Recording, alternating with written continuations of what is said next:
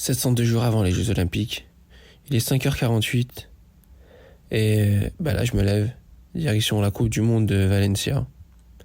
J'ai l'avion à 9h10, 9h15 à Charles de Gaulle, 1 heure de voiture pour y aller. Putain, qu'est-ce que c'est dur de se lever à 5h48 quoi. Waouh. Badr Siwane, 28 ans, triathlète représentant le Maroc à l'international. Venez découvrir mon parcours qui nous mènera, je l'espère, à la qualification des Jeux Olympiques de 2024 à Paris. Ce podcast s'appelle Badr Siwane, la route des Jeux Olympiques. Bienvenue.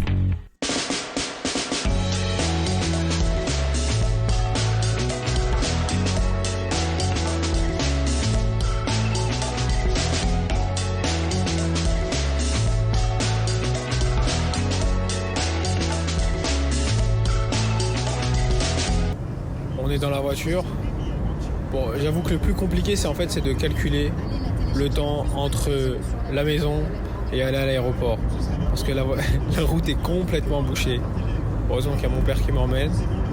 Mais j'avoue que la Waze, c'est le meilleur ami du transport, quoi. Si t'as pas Waze, t'es mort. Là, j'ai encore 1 heure avant d'arriver à l'aéroport, m'enregistrer et me reposer. Là, c'est le moment le plus stressant parce que du coup, si tu louves ton vol, tu sais qu'est-ce que tu fais? T'attends, tu rachètes un billet ou alors tu rentres à la maison et tu te dis je fais pas la course. C'est pas possible. Hein. Bon, on se décompresse en écoutant la radio et puis voilà. Vive Paris avec ses bouchons. Bon, du coup, on est à l'aéroport. Enfin, on arrive à l'heure. On a tracé quand même. Bon, là c'est l'enregistrement. Le plus galère à l'enregistrement, c'est qu'à chaque fois je dois payer le bagage vélo. Parce que du coup je voyage avec un bagage normal, une valise, et un bagage vélo, un bagage hors format, où tu mets le vélo à l'intérieur. C'est une valise très rigide qui transporte mon vélo. Et du coup cette valise là on doit la payer, donc c'est un supplément. Et à chaque fois, sur chaque départ, on doit payer. Donc ça varie entre 50 € et 130 €, 140 € suivant la longueur du voyage. Et puis on prie toujours pour recevoir les bagages. C'est jamais gagné. C'est jamais gagné d'avance. Il y a plus beaucoup de stress. Déjà, il faut pas louper son vol. Il faut pas perdre ses bagages. Il faut que ces bagages arrivent à bon port. Bon, allez, je m'enregistre puis après je vais aller m'asseoir au lounge. On a de la chance. Comme on voyage beaucoup avec Air France, on a une carte. Ça permet d'avoir accès au lounge et de te reposer un peu. Bon, du coup, je suis arrivé au salon. Je vais commencer à manger tranquillement. Vraiment, je vais vous dire pourquoi l'avantage du salon est exceptionnel. Déjà, de 1, il n'y a pas de bruit. De 2, on peut s'allonger, prendre une douche. Et de 3, on peut manger correctement. On va manger des sandwichs qui sont à poil qui coûtent 15 €.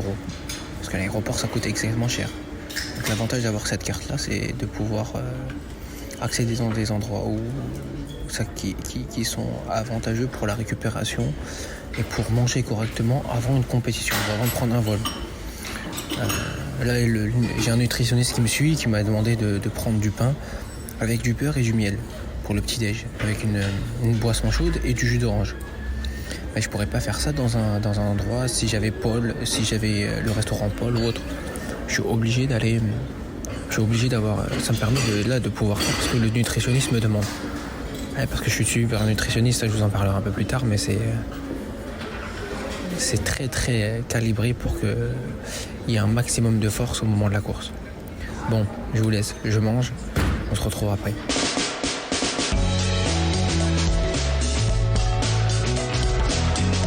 Bon voilà, on est en train d'embarquer, c'est assez sympa. Bon, la vérité c'est qu'en étant Sky Priority, ça veut dire avec la carte d'Air France, on passe un peu devant tout le monde, donc c'est méga cool. Normalement on n'attend pas. Mais bon là ça va être un peu la galère. En fait le but c'est d'arriver quand même assez tôt à l'avion parce que sinon on peut pas mettre nos bagages dans les petites cages là qu'il y a au-dessus des sièges. Sinon, il faut le mettre en bas et du coup, tu n'es jamais sûr de retrouver ton bagage à main. C'est ce qui est un peu plus compliqué. Il y a plusieurs choses qui sont galères, quoi. Si tu mets pas ton bagage, en plus moi je voyage avec un bagage cabine et un sac à dos. Bagage cabine, il y a toutes les affaires de compétition à l'intérieur, ce qui est les chaussures, trifonction, la tenue pour faire le triathlon, chaussures de vélo, chaussures de compétition, tenue vélo, tenue course à pied. Au cas où on n'a pas son bagage directement parce qu'il n'est pas arrivé à destination, au moins on a des trucs pour pouvoir s'entraîner, parce que sinon impossible de pouvoir s'entraîner et on se retrouve en galère pendant 2-3 jours à cause de ça, quoi. Donc en fait là, pour ça que je voyage et avec un sac à dos et avec une valise cabine qui me permet d'être au moins sécurisé et de me dire si j'ai pas mon bagage vélo ou si j'ai pas mes bagages, ben, je peux m'entraîner le temps en attendant d'avoir mes bagages, quoi. S'ils arrivent, mais au moins on sécurise un maximum de choses. Parce que si les bagages ils arrivent pas, si le vélo n'arrive pas, on est obligé d'aller chercher un autre vélo. Enfin, on est obligé d'aller louer un vélo qui n'est pas le sien.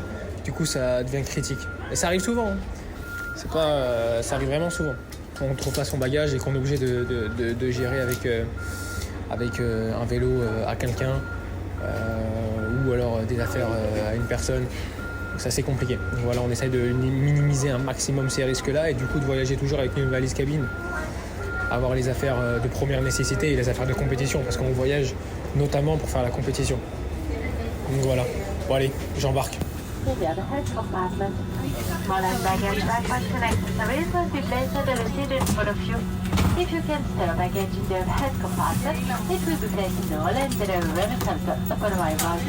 vient de sortir de l'avion et du coup là on entend les bagages.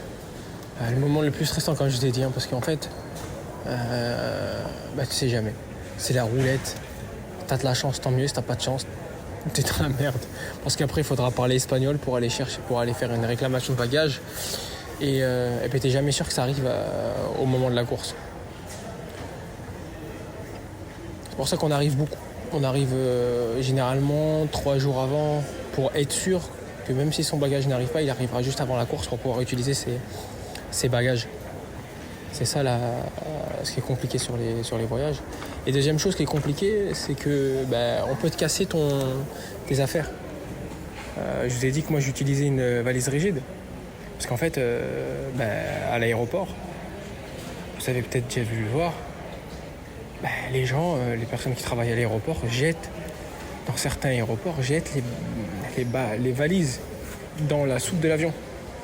Et quand c'est un vélo qui coûte extrêmement cher, qui est extrêmement léger et qui coûte extrêmement cher, c'est très compliqué, hein. C'est très très fragile. Vous vous rendez compte, on va sur une Coupe du Monde et son vélo il est cassé, on prend le billet retour et on rentre chez soi, quoi.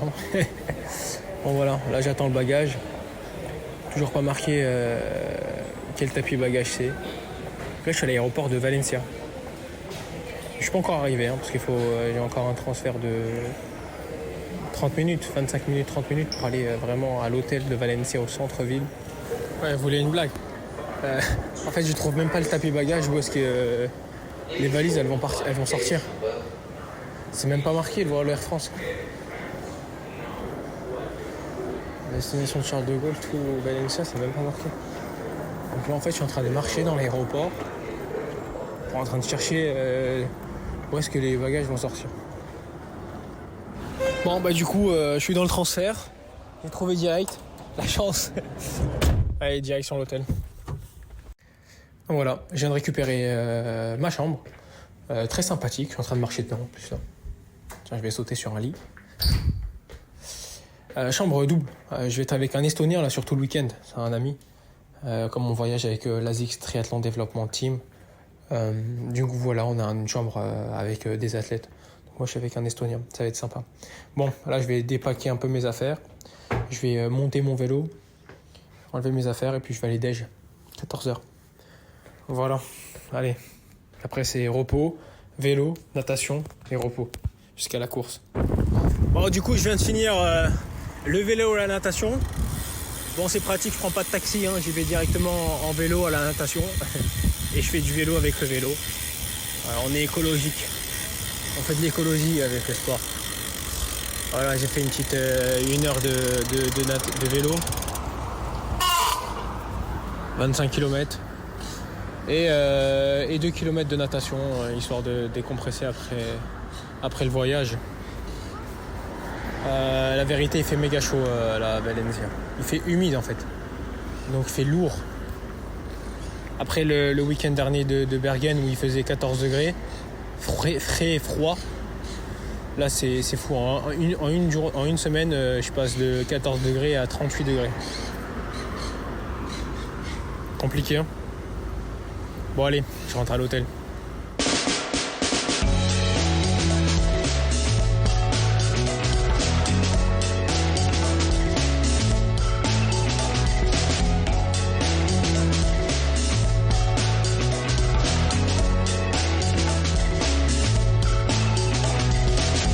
Bon du coup je suis parti m'acheter des bananes.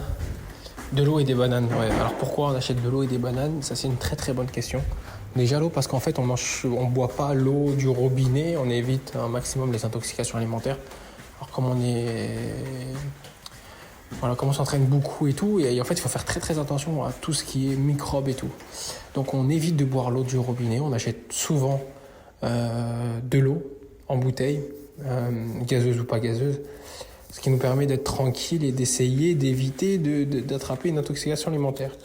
Au niveau de la nourriture, on évite la... Putain, ma carte elle marche pas. Ça c'est la plus grosse galère du monde. 21h58. Petite marche digestive là au niveau de l'Agora, au niveau du musée des sciences à Valencia. Salut. Jeudi, 7h53. On a rendez-vous à 8h pour le petit déj, puis on a rendez-vous. On a un meeting. Puis après, on va s'entraîner un peu, puis du repos. J-3 avant la course, là. Putain, le feeling est bon, mais j'ai un peu mal aux jambes. Il faut que je me repose pour être à 100% pour la course. Bon, du coup, on va aller courir là, avec Diego Moya, notre athlète, il vient du Chili. C'est énorme. Ce qui est bien dans le sport de haut niveau comme ça, ou dans le sport en général, c'est que tu découvres des gens qui viennent un peu partout du monde. Et du coup, il vient du Chili et c'est méga sympathique. Donc là, on va partir pour 20 minutes de course à pied. Tranquillement. Et puis après, derrière, on va aller faire du vélo avec toute l'équipe. Bon, il parle espagnol, le gars, par contre. Hein. Je vais vous le présenter. Diego, say how are you? This is for my podcast. Hello. Hey, hola. please. ¿En español? Espagnol. Hola, ¿cómo están? Aquí estamos en Valencia, listos para la carrera. Yeah, je vous l'ai dit, il parle espagnol, les gars. C'est un peu compliqué l'espagnol. Hein. On parle anglais, mais en France, on n'était pas encore calé en espagnol. Bon, allez, on va courir là. On vient de finir le footing là. Oh, là, si je vous dis que le feeling il est pas bon, c'est vraiment une galère. Je suis fatigué, j'ai les jambes lourdes. C'est compliqué. J'espère que ça ira mieux demain. Parce que tout se joue sur le feeling des jours d'avant. Et ouais, là je suis fatigué. Putain. Bon. On est sur le vélo. On a fait environ 1 heure de bike là. 27 km. Là on est en train de rentrer sur Valencia, il nous reste un peu plus de 5 km. Sympathique la vue ici en plus. Vraiment. Encore d'autres parcours sympa à prendre. Et la forme elle commence à revenir. Là ce matin j'étais pas trop bien. Mais là j'ai fait quelques accélérations qui m'ont permis de remettre un peu de tonus à mes cuisses. Je me sens un peu mieux, c'est cool. Je vais essayer de prendre un rendez-vous pour aller faire de la cryothérapie. Au moins pour les jambes. Et ce soir ça va nager un peu tranquillement pour récupérer. Voilà, là on est en train de rentrer avec toute l'équipe de la ASICS Triathlon Team. Bon, on vient d'arriver à la piscine. Top. Et tiens, la dame de la piscine, elle vient de nous dire que comme quoi il n'y avait pas de douche. Elle était vraiment désolée, je sais pas vous, Mais moi, généralement, je prends jamais ma douche à la piscine, je la prends toujours chez moi. Et je me dis qu'il y a toujours quand même du chlore dans la douche de la piscine, tu vois. Je sais pas, c'est bizarre et tout. Bon, on est dans une piscine de 25 mètres, c'est quand même galère, moi. Mais bon, on suffit avec ce qu'il y a. Bon, allez, c'est parti pour 2 km. Bon, on vient de finir la natation. Retour en vélo. Retour à l'hôtel en vélo.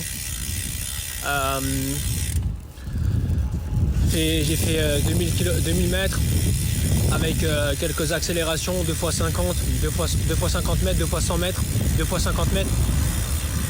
Avec à une allure assez haute. Et en fait, j'ai le cardio qui monte extrêmement vite. Donc ça m'inquiète. Donc j'ai envoyé un message à mon coach, à mes coachs pour leur demander est-ce que c'était normal que j'avais le cardio qui montait aussi vite sur un truc comme ça. Parce que j'ai pas l'habitude, depuis que je suis redescendu de Ifrane, j'ai fait un stage en altitude, je m'inquiète en fait. Parce que j'ai plus les mêmes sensations, tellement que j'ai travaillé en altitude, je n'ai plus les mêmes sensations que je devrais avoir normalement. Donc là je m'inquiète d'avoir le cardio qui monte aussi vite. Mais bon, je suis sûr que c'est de bonne augure pour la suite. J'ai fait un petit rappel, des petits rappels avec cette petite séance là, 2 x 50, 2 x 100, 2 x 50, un petit rappel de compétition pour que mon corps il n'oublie pas l'allure course. Et là je suis en train de rentrer, j'ai rendez-vous, j'ai un kiné qui vient à l'hôtel. Rendez-vous avec un kiné et voilà. Hein. Et la journée elle sera finie. Vendredi matin, 8h. J'ai -1 avant la course. J'ai -2 parce que c'est samedi à 18h45.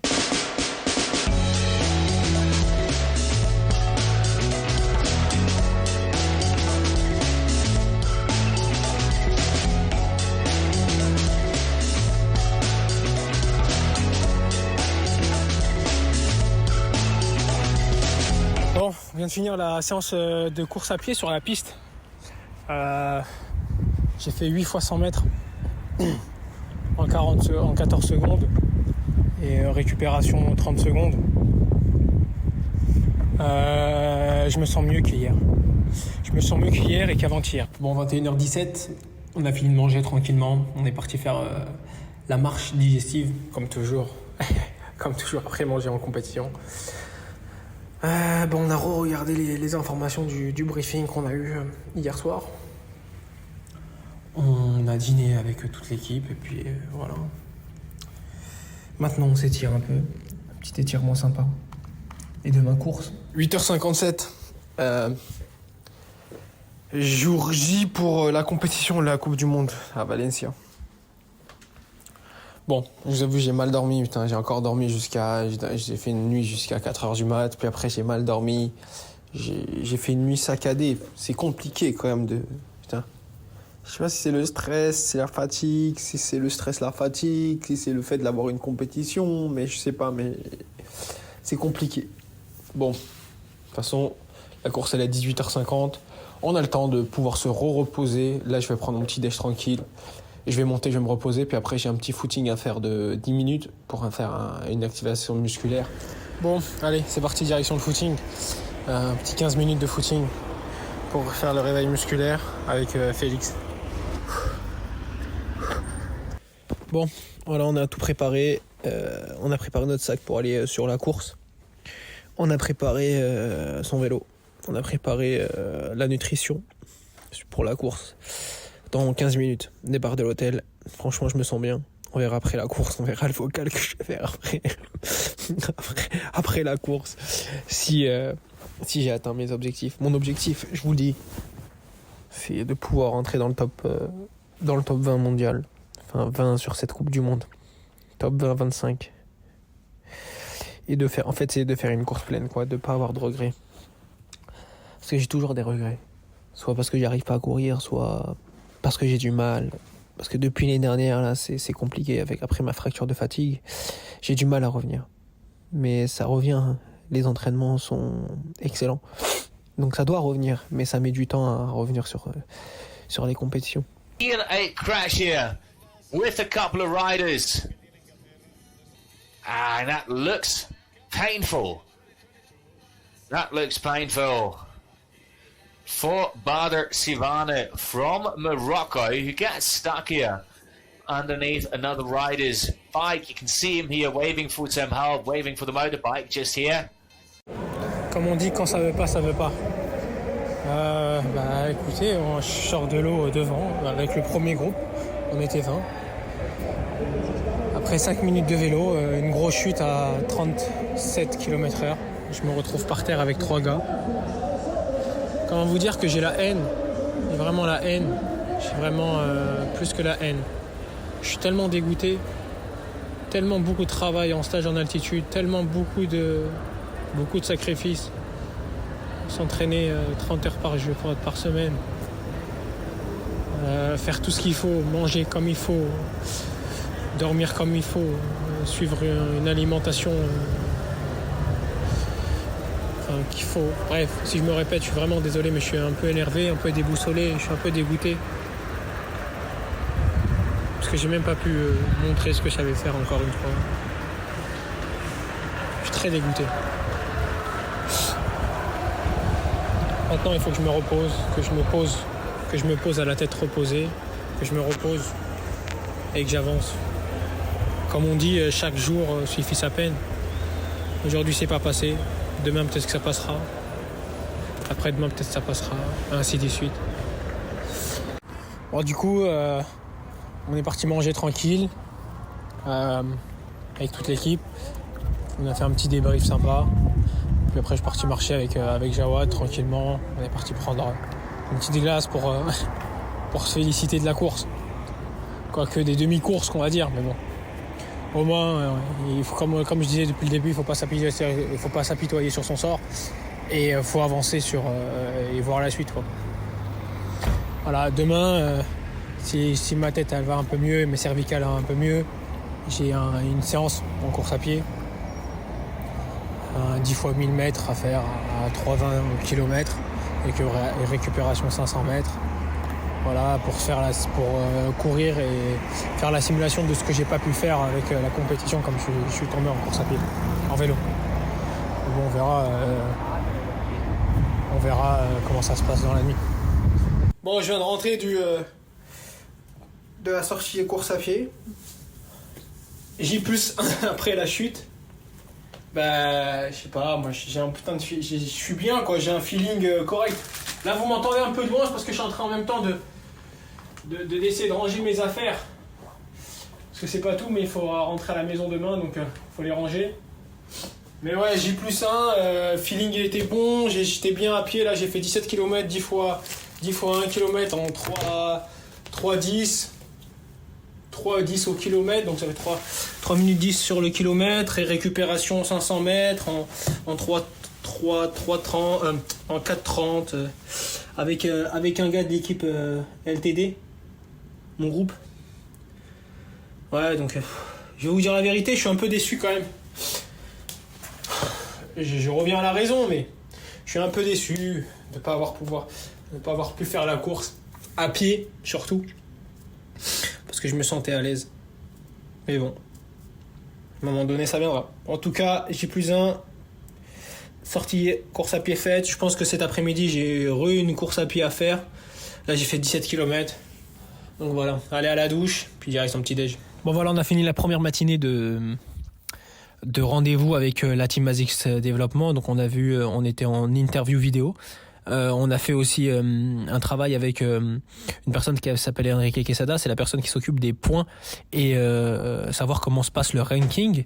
Et là, tout juste, on a eu un problème dans la chambre, les amis. La chambre, elle a failli prendre en feu. Elle a failli prendre feu avec le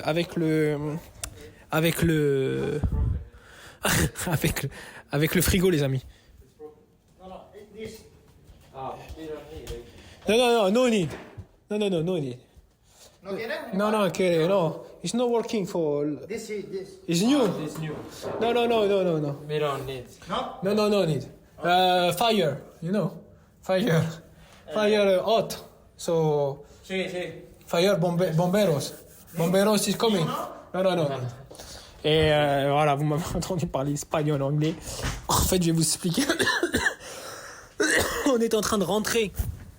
On était en train de dormir et en fait, il y a eu une odeur de ouf, de feu, qui s'est était dans la chambre.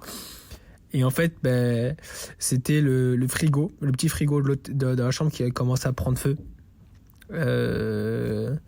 Du coup, on sentait une odeur vraiment, vraiment très, très forte. Moi, je l'ai enlevé, je l'ai porté, je l'ai mis dehors. Il commençait à y avoir de la fumée. Vraiment grosse galère. Donc voilà. Bon, bref, petite sieste. Puis après, cet après-midi, on voit le nutritionniste de la World Triathlon Team. Et j'ai encore une course à pied à faire. Voilà. Que des péripéties quand même, hein, vous avez bien vu. Ça s'arrête pas. Allez, petite sieste, à tout à l'heure les amis. Bon, il est temps de faire son sac. Alors, je pense que je vous l'ai expliqué à l'aller, mais en gros, comment on fait pour faire son sac ? Il faut faire la valise vélo. Et du coup, pour faire la valise vélo, je suis obligé de démonter tout le vélo. Je vous explique. J'enlève les roues, j'enlève les deux roues. Je tourne le cintre, donc le guidon. J'enlève le cintre.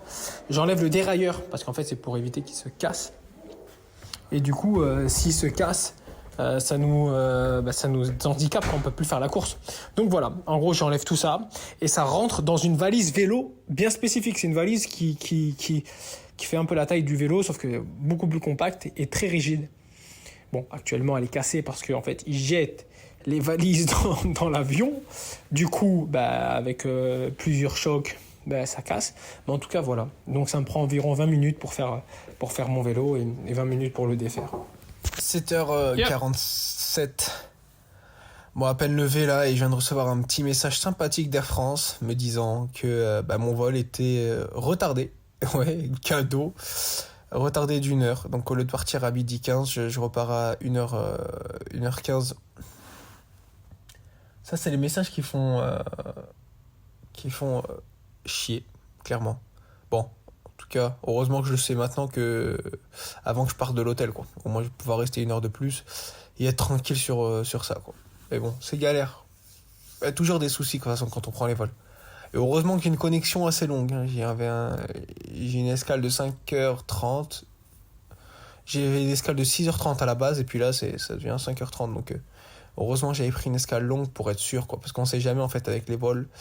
Des fois, quand t'as une escale trop courte, du coup, tu peux plus, quoi. Tu t'es obligé de complètement changer tout ton voyage, quoi. Bon, allez, je vais aller prendre le petit déj tranquille. Voilà, comme vous l'entendez, je suis à l'aéroport de Valencia. Il est 10h20, direction Rabat avec une escale de 5h à Paris. Grosse galère. Vous le comprenez bien, ça va être une misère monumentale, je vous jure. Bon, ce qui est sûr, c'est que je pourrai monter le podcast. Et du coup, pour vous dire que le podcast, il sera disponible tous les mardis à partir de 18h sur les plateformes d'écoute, Apple, Spotify, Deezer Music, Amazon Music. Tout ça, vous aurez le podcast qui est disponible. Vous allez pouvoir suivre, comme aujourd'hui, les compétitions, mes déplacements, mes stages, mes entraînements et ma vie de tous les jours jusqu'à Paris 2024. Toutes les semaines, un podcast. C'est cool, hein. Bon, mais j'espère qu'en tout cas, vous avez bien apprécié ce podcast.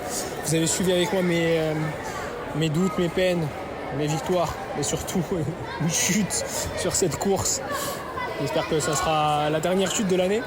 En tout cas, vous allez pouvoir le savoir en suivant le podcast. Voilà, en tout cas, je vous souhaite bon courage. À très bientôt. Et on se retrouve très prochainement pour un tout nouveau podcast. Ciao les amis.